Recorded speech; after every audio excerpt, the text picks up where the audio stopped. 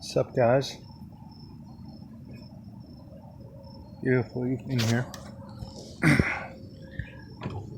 in this town, in this place in Ohio.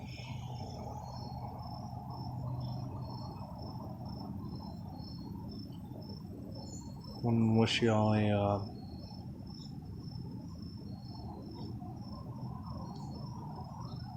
as happy a 9/11 as possible.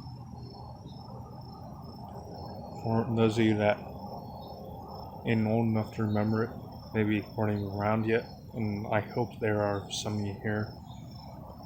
That doesn't really matter. It doesn't make sense to you. But to those of us who were around and were old enough to remember it, to understand what was happening at the time, it's kind of like saying Happy Memorial Day. There's nothing happy about it. Not if you truly understand, not if you've truly experienced something. It's a solemn holiday. Now you can wish someone a happy holiday in the sense like I hope it's not a bad one or a hard Memorial Day for you. I hope you won't let sadness get to you. I hope it's okay for you. So, yeah, you can wish someone a happy holiday on a solemn holiday in that sense.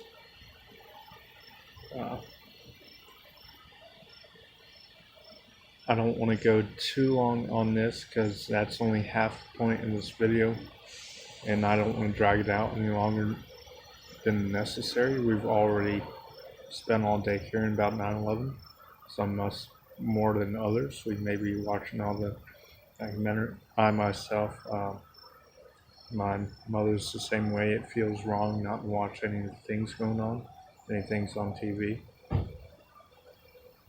I don't know what she's doing behind me.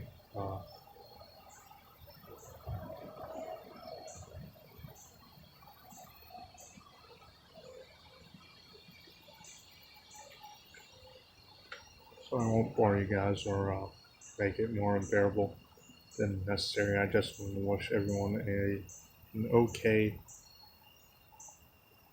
9/11 day.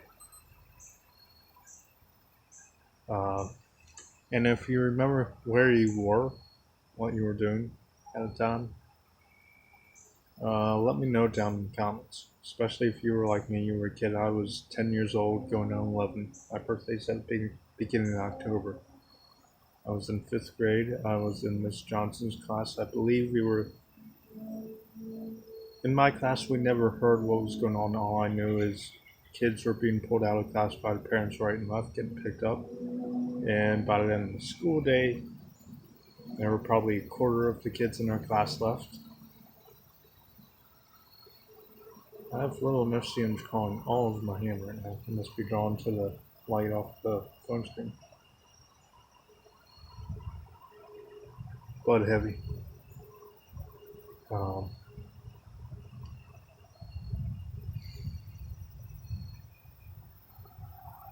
So if you feel like sharing, let me know where you were, what you were doing, what you did after.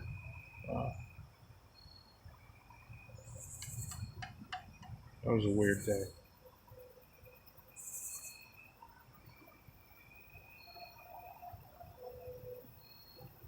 And I don't want to make it political, I really don't, so I'm not going to. I just want to say, I want to ask, if something horrible and tragic like that happened today, do you think it would unify our country again?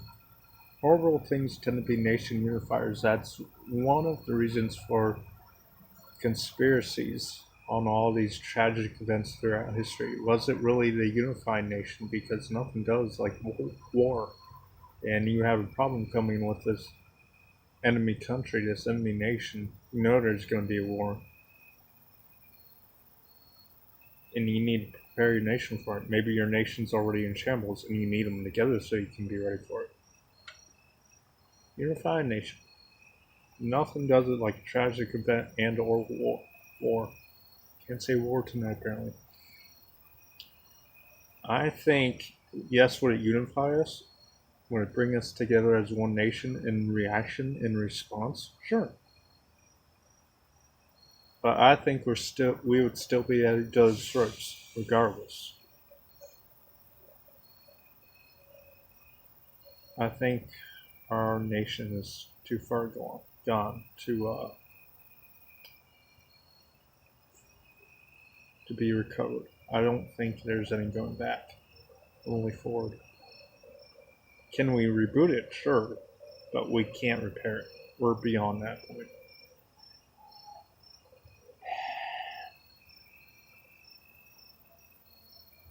So yeah, let me know down in the comments if you feel like it, where you were, what you were doing on 9/11.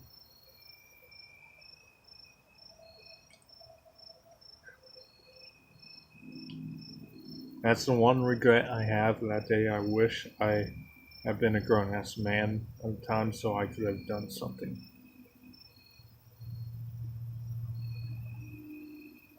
A 10-year-old in Tampa, Florida. I had no idea. No idea when it was just starting.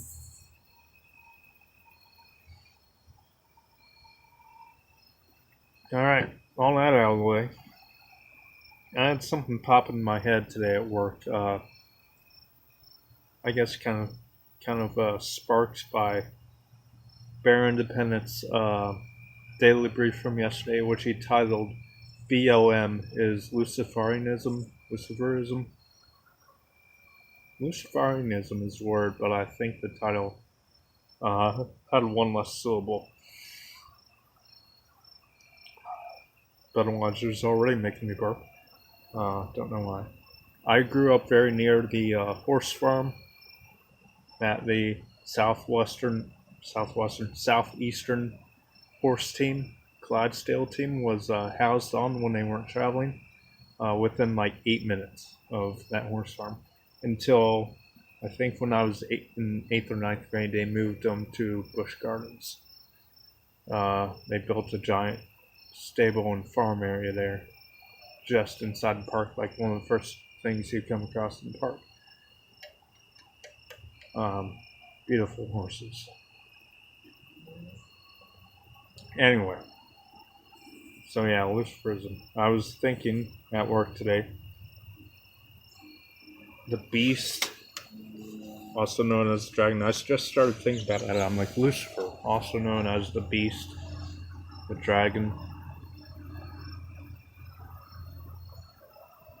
the serpent, snake, the evil one, the devil, the deceiver, light bringer of light. In more ways than one, literally and figuratively.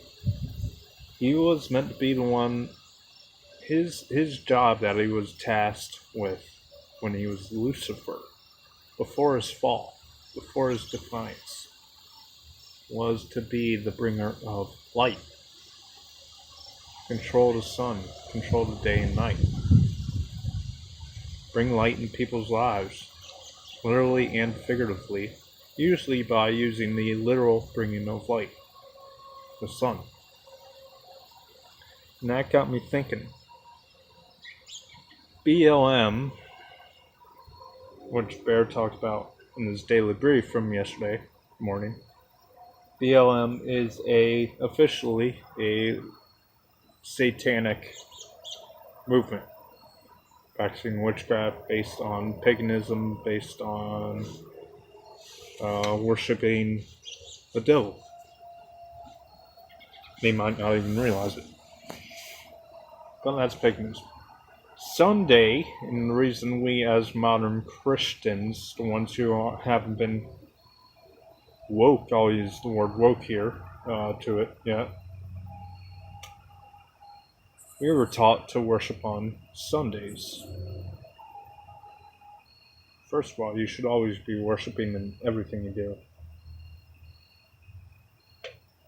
Especially when, even if you're not worshiping something else, if you're not worshiping the Lord, if you're not worshiping our Creator, you're worshiping whatever you're doing, whatever you're idolizing, whatever you like, whatever you're worshiping that, and therefore you're going against God, and therefore you're just by nature worshiping Satan. And another one comes home. Or Shaitan, as the Egyptians call him, Satan. Hold on, I'm gonna pause here. Back to the matter at hand. So we worship on Sunday. That came from, if you've watched some of Bear's videos, which Sunday, which was the day of worshiping the sun in this particular pagan culture that the church, Big C Catholic Church of old, tried to bring into the fold. This particular pagan group, which worshipped, oh, there she is again, Daisy Cat, which worshipped, at least among other things, the sun. Maybe the sun was the only thing they worshipped, this particular group. But the Catholics, the church, was trying to bring them in. And they said, we got to make all these people our people and let's get along.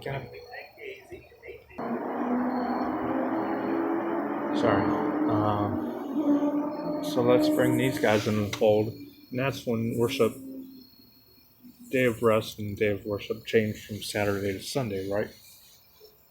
That's why you have this weird yellow, roundish, ballish aura behind many figures, including Yeshua, Jesus, and a lot of Catholic imagery. It's the sun. And it's not him rising into the sun. It's the sun for that pagan religion. That's where we have the term Sunday. Saturday was the seventh day in the calendar, the final day in the Hebrew calendar.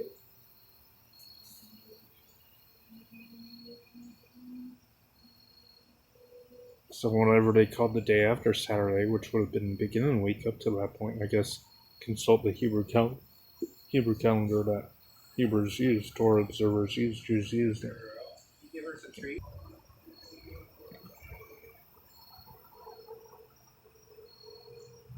Lost my train of thought again, because someone can't help not interrupting me, and then he acts like I'm the asshole.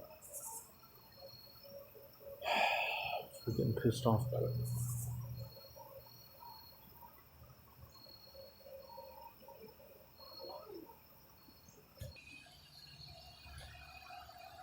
So now we, as modern Christians, those of us that aren't aware or don't care enough to be aware, worship on Sundays.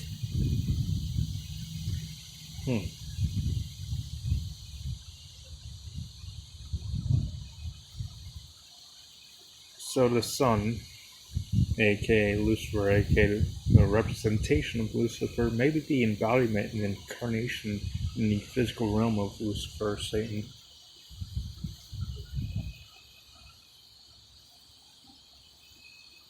rises in the east and sets in the west. The east. The beast, the Antichrist, will come from the east. It's my cat. It's our neighbor's cat that loves us. She's upset at me right now, so she's kind of flexing her claws because I'm keeping her from killing herself. She has become our cat. She has chosen us for her people. Anyway, black cat. But she's like a dog. Anyway. Don't be upset. Did you catch any mice today? Did you do your job? Get all those chipmunks living under our porch right here?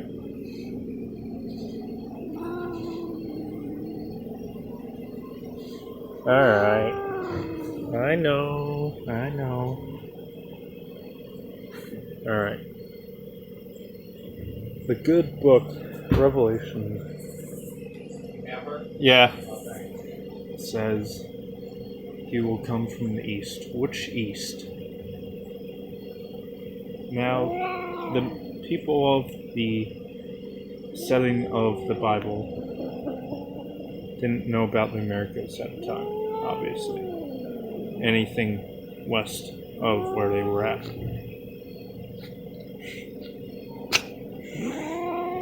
She's getting sassy. Hey, you're fine. You just don't need to get run over, old lady. Alright, she's a little annoyed. I'll let you go in a few minutes, hold on.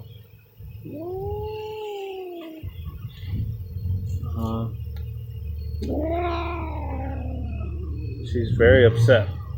You're gonna hate me for like 2 days now, aren't you?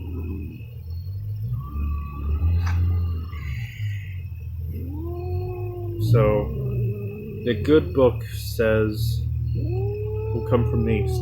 Which east? Who's east? Because to the people in what we now know as the Middle East, east could be the rest of Africa, the Horn of Africa, it could be Europe, it could be East Europe, it could be Asia. A lot of people today tend to think East Europe. And they knew about Asia and Europe at the time. But obviously, it's been thousands of years since then. Now we have new parts of the world discovered that have East, which include the Middle East. Is it our East? Was it something that would be East to everyone? Well, that's impossible, so how do you choose? Ever thought that the East is not literal? Or the person coming from the East isn't literal, is it physical?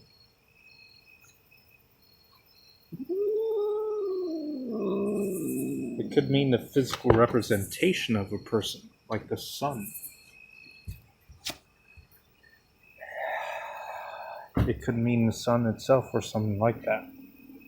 It could mean a person that is represented by something like the sun. It could be a person coming out of a place not eastern, or maybe an eastern place, with the sun as the sun rises. It could be a person rising to power on a day in the morning when the sun rises in the east. No one knows the plan except him. We can guess all we want. Some of us may end up being exactly right, but no one truly knows the plan except the Father. And I'm losing light here, so I'm going to finish up fast. Some of us may have very good guesses, very good predictions, and we may be right. It doesn't say no one can figure it out, it just says no one truly knows.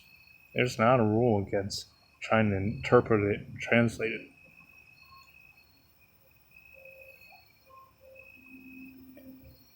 So it may very well just be speaking of the Antichrist himself and being that he's essentially the sun god who rises with the sun. Or someone just coming to power as the sun comes up one morning, starting to take over the world. It may not be as literal or physical as you think, but nonetheless, there is obviously going to be a physical incarnation of the Antichrist. So, things to think about, YouTube. Good night.